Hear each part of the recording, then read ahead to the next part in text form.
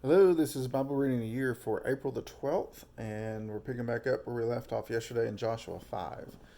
Joshua 5, 1 through 7:15. Israel is circumcised.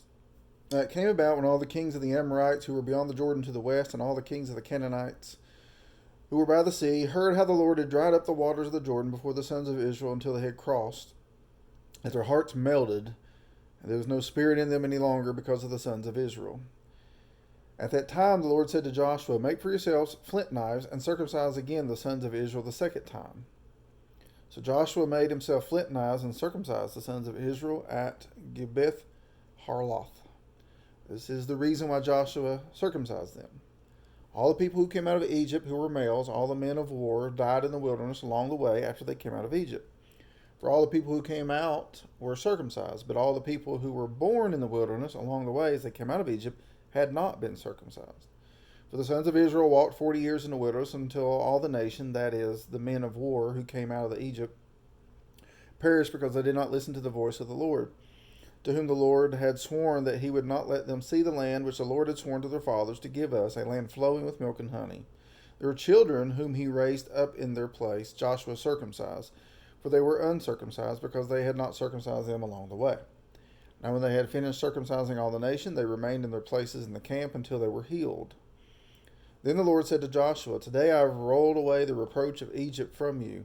So the name of that place is called Gilgal to this day. While the sons of Israel camped at Gilgal, they observed the Passover on the evening of the 14th day of the month on the desert plains of Jericho, on the day after the Passover. On that very day, they ate some of the produce of the land, unleavened cakes and parched grain. The manna ceased on that day, or on the day after they had eaten some of the produce of the land, so that the sons of Israel no longer had manna, but they ate some of the yield of the land of Canaan during that year. Now it came about when Joshua was by Jericho that he lifted up his eyes and looked, and behold, a man was standing opposite him with his sword drawn in his hand. And Joshua went to him and said to him, Are you for us, or for our adversaries? He said, No, rather I indeed come now as captain of the host of the Lord. Joshua fell on his face to the earth, bowed down, and said to him, What has my Lord to say to his servant? The captain of the Lord's host said to Joshua, Remove your sandals from your feet, for the place where you are standing is holy. And Joshua did so. Chapter 6. Now Jericho was tightly shut because of the sons of Israel. No one went out, no one came in. The Lord said to Joshua, See, I have given Jericho into your hands, with its king and the valiant warriors. You shall march around the city, all the men of war circling the city once. You shall do so for 6 days. Also, 7 priests shall carry 7 trumpets of ram's horns before the ark. Then on the 7th day you shall march around the city 7 times, and the priests shall blow the trumpets. It shall be that when they make a long blast with the ram's horn, and when you hear the sound of the trumpet, all the people shall shout with a great shout, and the wall of the city will fall down flat, and the people will go up, every man straight ahead. So Joshua the son of Nun called the priests and said to them, Take up the ark of the covenant, and let 7 priests carry 7 trumpets of ram's horns before the ark of the Lord. Then he said to the people, Go forward and march around the city, and let the armed men go on before the ark of the Lord. And it was so, that when Joshua had spoken to the people, the 7 priests carrying the 7 trumpets of the ram's horns before the Lord went forward and blew the trumpets, and the ark of the covenant of the Lord followed them. The armed men went before the priests, who blew the trumpets, and the rear guard came after the ark, while they continued to blow the trumpets. But Joshua commanded the people, saying, You shall not shout, nor let your voice be heard, nor let a word proceed out of your mouth, until the day I tell you, Shout. Then you shall shout. So he had the ark of the Lord taken around the city, circling it once, and they came into the camp and spent the night in the camp. Now Joshua rose early in the morning, and the priests took up the ark of the Lord. The 7 priests carrying the 7 trumpets of ram's horns before the ark of the Lord went on continually, and blew the trumpets, and the armed men went before them, and the rear guard came after the ark of the Lord, while they continued to blow the trumpets.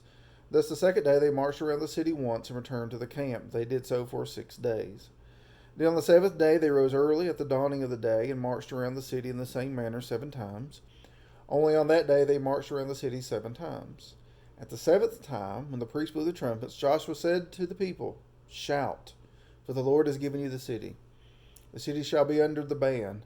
It and all that is in it belongs to the Lord. Only Rahab the harlot and all who are with her in the house shall live, because she hid the messengers whom we sent.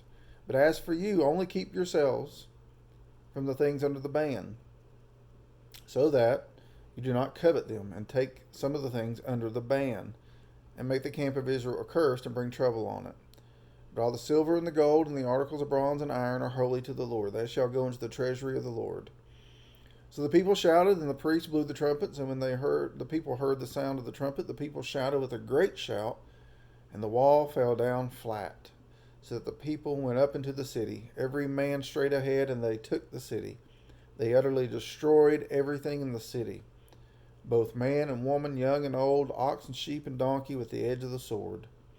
Joshua said to the two men who had spied out the land, "Go into the harlot's house and bring the woman and all that she has out of there, as you have sworn to her." So the young men who were spies went in and brought Rahab and her father and her mother and her brothers and all she had. They also brought out all her relatives and placed them outside the camp of Israel. They burned the city with fire and all that was in it. Only the silver and gold and articles of bronze and iron they put into the treasury of the house of the Lord. However, Rahab the harlot and her father's household and all she had Joshua spared, and she has lived in the midst of Israel to this day, for she hid the messengers whom Joshua sent to spy out Jericho. Then Joshua made them take an oath at that time, saying, "Cursed before the Lord is the man who raises up and builds this city Jericho. With the loss of his firstborn he shall lay its foundation, and with the loss of his youngest son he shall set up its gates." So the Lord was with Joshua, and his fame was in all the land. Chapter 7. But the sons of Israel acted unfaithfully in regard to the things under the ban. For Achan, the son of Carmi, the son of Zabdi, the son of Zerah, from the tribe of Judah, took some of the things under the ban. Therefore the anger of the Lord burned against the sons of Israel. Now Joshua sent men from Jericho to Ai, which is near Bethaven, east of Bethel, and said to them, "Go up and spy out the land." So the men went up and spied out Ai. They returned to Joshua and said to him, "Do not let all the people go up. Only about 2,000 or 3,000 men need to go up to Ai." I'm presuming it's pronounced A. It's spelled A-I. It may be pronounced I. "Do not make all the people toil up there, for they are few." So about 3,000 men from the people went up there, but they fled from the men of Ai. The men of Ai struck down about 36 of their men and pursued them from the gate as far as Shebarim, and struck them down on their descent. So the hearts of the people melted and became as water. And Joshua tore his clothes and fell to the earth on his face before the ark of the Lord until the evening, both he and the elders of Israel, and they put dust on their heads. Joshua said, "Alas, O Lord God, why did you ever bring this people of the Jordan only to deliver us into the hands of the Amorites to destroy us? If only we had been willing to dwell beyond the Jordan. O Lord, what can I say, since Israel has turned their back before their enemies? For the Canaanites and all the inhabitants of the land will hear of it. They will surround us and cut off our name from the earth. And what will you do for your great name?" So the Lord said to Joshua, "Rise up. Why is it that you have fallen on your face? Israel has sinned. They have also transgressed my covenant, which I commanded them. They have even taken some of the things under the ban, and have both stolen and deceived. Moreover, they have also put them under or among their own things. Therefore the sons of Israel cannot stand before their enemies. They turn their backs before their enemies, for they have become accursed. I will not be with you any more unless you destroy the things under the ban from your midst. Rise up, consecrate the people, and say, consecrate yourselves for tomorrow. For thus the Lord, the God of Israel, has said, there are things under the ban in your midst, O Israel. You cannot stand before your enemies until you have removed the things under the ban from your midst. In the morning, then you shall come near by your tribes, and it shall be that the tribe which the Lord takes by lot shall come near by families, and the family which the Lord takes shall come near by households, and the household which the Lord takes shall come near man by man. It shall be that one who is taken with the things under the ban shall be burned with fire, he and all that belongs to him, because he has transgressed the covenant of the Lord, and because he has committed a disgraceful thing in Israel. Luke 15, And all the tax collectors and the sinners were coming near him to listen to him. Both the Pharisees and the scribes began to grumble, saying, "This man receives sinners and eats with them." So he told them this parable, saying, "What man among you, if he has 100 sheep and has lost one of them, does not leave the 99 in the open pasture and go after the one which is lost until he finds it? When he has found it, he lays it on his shoulders, rejoicing. When he comes home, he calls together his friends and his neighbors, saying to them, 'Rejoice with me, for I found my sheep which was lost.' I tell you, in the same way, there will be more joy in heaven over one sinner who repents than over 99 righteous persons who needs no repentance. Or what woman, if she has 10 silver coins and loses one coin, does not light a lamp, sweep the house, search carefully until she finds it? When she's found it, she calls together her friends and neighbors, saying, 'Rejoice with me, for I have found the coin which I had lost.' In the same way, I tell you, there is joy in the presence of the angels of God over one sinner who repents."